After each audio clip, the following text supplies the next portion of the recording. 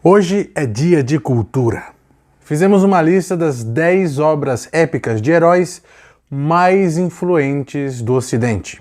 Obras estas que influenciaram grandes escritores dos últimos 2 séculos, como o próprio Tolkien, Stan Lee e até mesmo Walt Disney.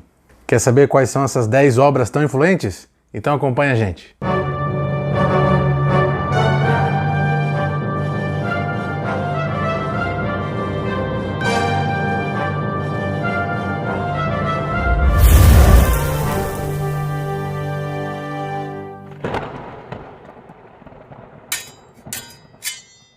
Bem-vindos ao Cultura Heróica, onde o nosso objetivo é cultivar o heroísmo.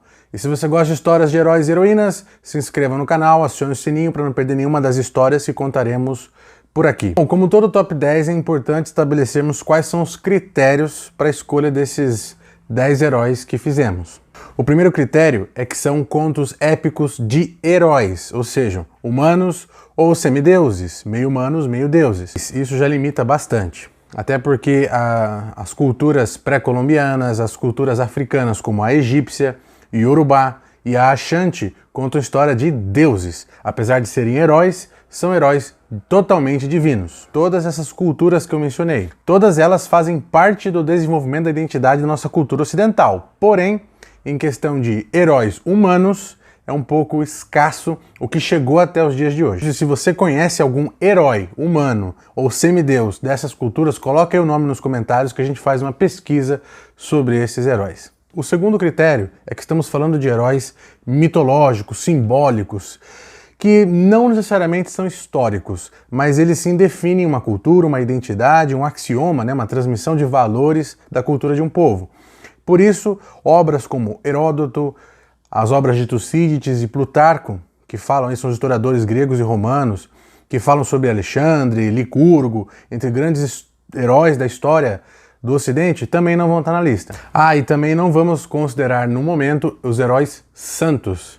Estamos falando dos heróis com uma característica guerreira. Assim fica mais fácil diminuir para 10. É importantíssimo que vocês comentem aqui embaixo qual herói dessa lista você mais se identificou e mais quer saber a história, para que a gente já coloque aí mais pra cima na lista dos próximos vídeos que faremos aqui no canal. E sem mais delongas, vamos lá. Em 10º lugar, o engenhoso fidalgo Dom Quixote de la Mancha.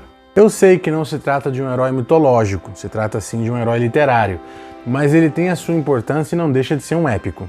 E a sua influência na nossa cultura, na maneira que nós contamos histórias de heróis nos dias de hoje, é gigantesca. Antigamente, o que qualificava o herói da história eram os seus feitos, as suas ações e também os seus êxitos. O fantástico na obra de Dom Quixote é que o que qualifica ele como herói é justamente a sua postura interna, a maneira que ele sonha e vê o mundo, o que nos faz de cara nos identificarmos com ele. Isso fica muito claro na história pelo fato de que todas as ações que deveriam ser bons êxitos, os feitos grandiosos, magníficos dos heróis do passado, no caso de Don Quixote, são tortos, falhos e tragicômicos. Mas isso não muda a sua postura interna, que nos inspira a sermos heróis pelos motivos internos e não somente externos. A Eneida, de Virgílio. O imperador Otaviano Augusto encomendou para o poeta Virgílio uma história que abarcasse os valores e a identidade romana na sua melhor forma.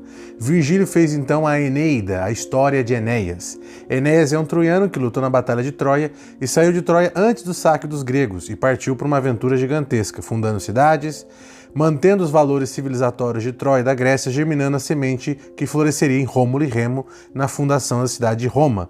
Segundo vários estudiosos, a Eneida apresenta valores fundamentais ao herói como pietas, que é o dever, gravitas, que é a seriedade com a honra, e justiça.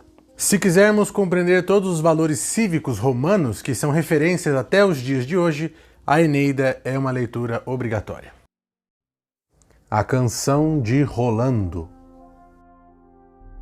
As canções de gesta são uma narrativa medieval de um poema épico que apresenta-se nos primórdios da literatura francesa. Os temas de quase todas as canções de gestas estão ligados à época da dinastia carolíngia, especialmente ao rei franco Carlos Magno, seus paladinos e nobres e suas lutas contra os pagãos e contra os muçulmanos.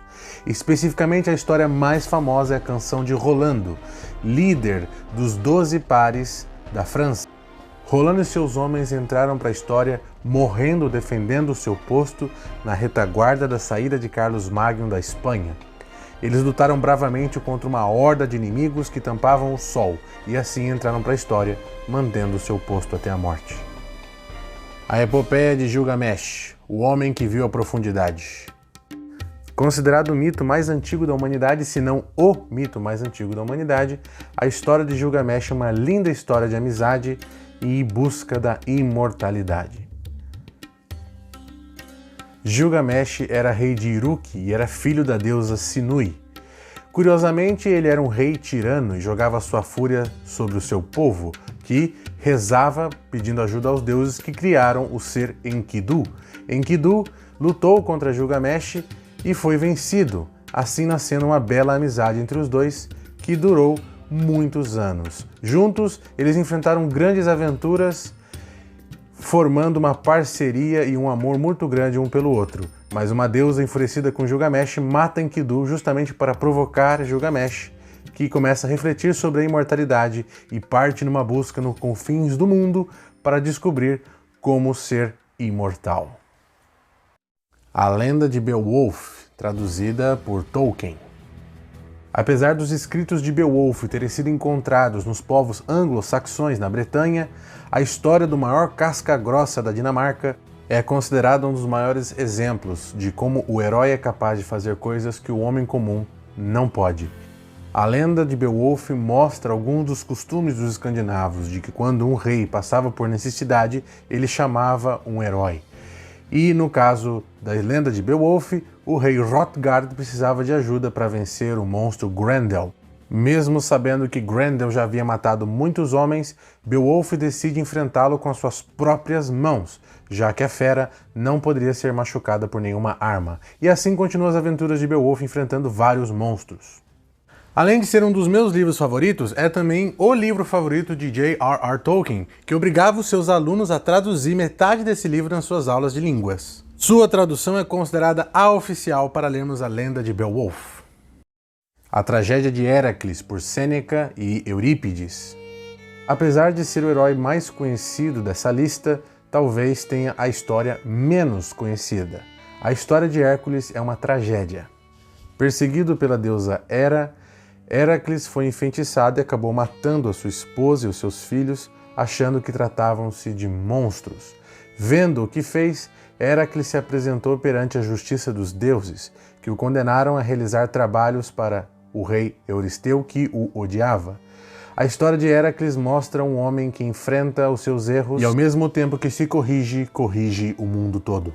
A história de Hércules tem uma beleza muito forte na questão de que o herói é alguém que tem poderes divinos e tem que descobrir a sua origem divina grandiosa com a sabedoria que encontra na sua aventura. O Velho Testamento. Na Bíblia hebraica, a história de Josué, Davi e Judas Macabeu são grandes exemplos de heroísmo, devoção e fé. Os três são defensores de Jerusalém, em tempos diferentes na história da cidade. Josué foi o discípulo de Moisés, que também se tornou defensor de Israel, e sua batalha mais famosa foi em Jericó. Davi foi o guerreiro que se tornou rei, levando a cidade ao auge de justiça e ligação com Deus. E Judas Macabeus foi o libertador da cidade quando ela foi atacada pelos Seleucidas. Os três heróis hebreus fazem parte dos 9 da Fama. Os 9 da Fama são a personificação máxima da cavalaria na Idade Média, seguidos por Alexandre, Heitor, Júlio César, Arthur, Carlos Magno e Godofredo de Bulhão. Antes de irmos ao top 3, temos aqui algumas menções honrosas, principalmente na mitologia grega, que é tão grande, tão vasta, que existem muitos heróis que poderiam muito bem estar aqui nessa lista, mas foram deixados de fora porque já são representados por alguns outros que estão presentes.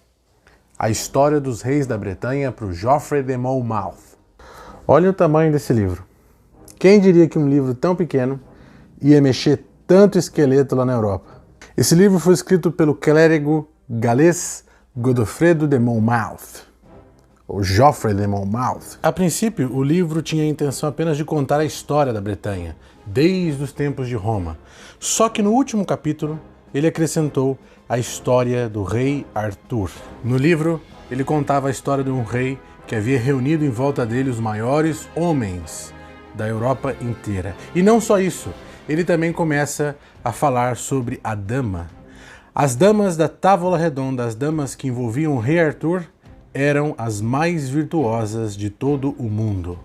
O mito cresceu tanto que hoje ele reúne quase todas as culturas dos povos celtas que haviam lá antes da chegada dos anglo-saxões. Se o rei Arthur realmente existiu, não sabemos, mas o símbolo dele com certeza fez muita diferença na Europa. E apesar de estar carregando os símbolos dos celtas da Bretanha, o rei Arthur hoje é um símbolo de justiça e valor por todo o mundo, e não somente na Bretanha.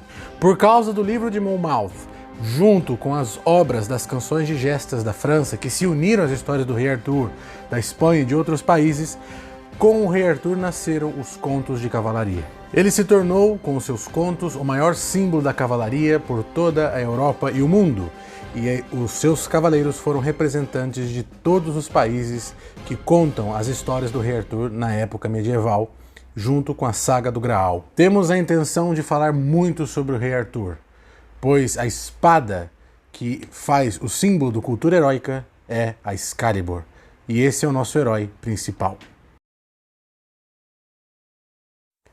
Os Eddas em verso e Edda em prosa. Os Eddas são o compilado de toda a história da mitologia nórdica. Então você quer saber aonde que eu encontro a mitologia nórdica, onde que eu encontro as histórias dos deuses Odin, dos heróis de Sigfrido, Beowulf e tudo mais, está tudo nos Eddas. Os Eddas em versos, que são todos os poemas que foram compilados pela Europa inteira, tá? A Europa inteira, porque os anglos, os saxões se espalharam por aí e foram levando essas histórias. E em um determinado período, essas histórias foram recolhidas e juntadas todas no Edda em verso, que é chamado também de Older Elda. Older de velho, né? O Elda velho. Porque são poemas da maneira que foram contados, da maneira que foram encontrados. Já o Edda em prosa foi escrita pelo islandês Snorri Sturluson, que era um padre, e ele fez a difícil tarefa de reunir todos esses poemas numa única grande história, e assim, através da Edda em prosa, que temos aqui em português, a gente consegue compreender então toda a história completa dos deuses e heróis nórdicos. Os Eddas, tanto em verso quanto em prosa, são as fontes oficiais de Richard Wagner e todos aqueles que falam sobre a mitologia nórdica em geral. Os conceitos de Valhalla, Midgard, Jotunheim, toda essa grande mitologia está presente nos Eddas. Infelizmente, o que nos restou foi muito pouco, são somente esses Eddas, e todas as obras que vêm daí em diante são baseadas nelas. Afinal de contas, o Edda em verso só reuniu aquilo que foi encontrado. Todo o resto da cultura nórdica se perdeu. Mas agora, se o tema é história que se perdeu, esse aqui ganha. Em primeiro lugar, foi a história que mais se perdeu de toda a lista. O ciclo épico, Ilíada e Odisseia de Homero. O ciclo homérico como um todo conta a história da maior guerra entre os humanos que a história conheceu, a guerra dos gregos, aqueus, contra os troianos. É considerado a primeira grande obra épica que a humanidade conheceu, e todos os países, a partir dessa obra, quiseram escrever um livro que fosse igualmente famoso como é o ciclo homérico. A guerra é por causa da semideusa, filha de Zeus, Helena, e o nome é bem sugestivo, já que os gregos são chamados de helenos. O ciclo épico, também conhecido como ciclo homérico, não são só 2 livros, não é só a Ilíada e a Odisseia, na verdade são 8 livros. Esses 8 livros nós só temos intacto e completo a Ilíada e a Odisseia. Isso não quer dizer que os 8 livros sejam de Homero. Na verdade, Homero nunca escreveu, porque Homero era um aedo, era um cantor, então ele cantava essas histórias, então também muita pouca coisa se sabe. A história de Homero é tão mitológica quanto a história da Ilíada e da Odisseia. Mas enfim, só para contextualizar para vocês quais são os 8 livros que nós sabemos que já existiram, porque Alguns filólogos, como Proclo, e também o próprio Aristóteles já fez uma crítica a essas obras, então a gente sabe, tem trechos aqui e ali, então por isso que a gente tem alguns trechos dessas obras, sabemos que elas existiram, sabemos do que se trata, porque está resumido e tudo mais, mas a obra em si mesmo não tem. O primeiro livro, Cíprias, apresenta o julgamento de Paris, o nascimento de Aquiles e também a presença da semideusa Helena. Helena é raptada por Paris e depois de muitos anos de guerra temos a Ilíada, que já tem um vídeo aqui no nosso canal. Em sequência temos a Etiópida, onde a Pentesileia, filha de Ares, vem defender os troianos no lugar de Heitor, mas acaba morrendo para Aquiles também. E finalmente, no final da Etiópida, Aquiles morre. A Etiópida termina com os jogos psicopômpicos em homenagem a Aquiles, que tem a disputa entre Ajax e Odisseu. Temos a pequena Ilíada, onde Odisseu tem a ideia de construir o cavalo e Apoeio o constrói. O quinto livro é Ilho Perses, o saque de Troia, onde Troia é exterminada pelos gregos. Tanto que desperta a fúria de Atena. Que nos leva ao livro 6, que Atena dificulta o retorno dos gregos para casa, em Nostoi. Livro 7 temos a Odisseia, que podemos fazer um vídeo aqui no canal, deixa aí nos comentários o seu voto. E por último, o livro 8, a Telegônia, que é a história do filho de Odisseu, com Circe, indo para Ítaca encontrar seu pai. Temos que lembrar que, especialmente, a Ilíada é uma grande referência para todo o mundo ocidental. Tanto é que a Eneida é baseada na Ilíada e na Odisseia, a história do rei Arthur, né, de Brute, do Joffre de Monmouth, que eu citei, foi baseada na Ilíada e na Odisseia. Todos eles falaram, olha, isso é um épico, eu quero fazer algo parecido com isso. Bom, foi isso, pessoal. Esse foi o nosso top 10 histórias de heróis mais influentes do Ocidente, na construção de identidade do herói do Ocidente. Lembrando que deixa aí nos comentários a história que você mais gostou, mais quer saber, para a gente poder fazer um trabalho aqui. A história mais votada, a gente já vai fazer um vídeo sobre ela. E compartilhe esse vídeo se você quiser um top 10 heróis mais influentes do Oriente, porque quando a gente chegar em 500 inscritos, a gente vai lançar esse vídeo. Se você gostou desse vídeo e você achou que o nosso trabalho está bom, tem uma forma bem fácil de você nos ajudar. Basta deixar um super like aí no vídeo para que o YouTube saiba que o vídeo é bom. E também, se você quiser comprar algum dos livros que nós citamos, quase todas as obras que nós citamos aqui existem em português e o link está aqui na descrição. Se você comprar por esse link, você ajuda bastante também o canal. Eu agradeço muito e lembrem-se, as histórias dos heróis são as nossas histórias. E ser herói é uma escolha.